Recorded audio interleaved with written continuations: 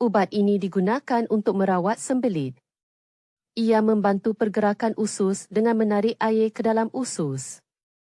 Ini membantu melembutkan najis dan meningkatkan pergerakan usus.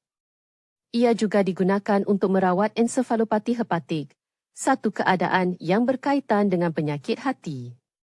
Anda boleh mengambil ubat ini dengan atau tanpa makanan. Ambil ubat ini bersama segelas air.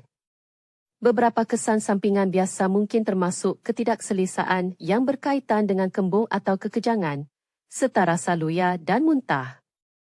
Jika gejala ini berlaku dan tidak hilang, menyebabkan ketidakselesaan atau jika terdapat sebarang gejala luar biasa, sila rujuk profesional penjagaan kesihatan anda.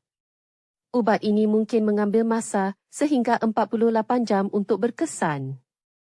Jika gejala anda tidak hilang, sila berunding dengan profesional penjagaan kesihatan anda.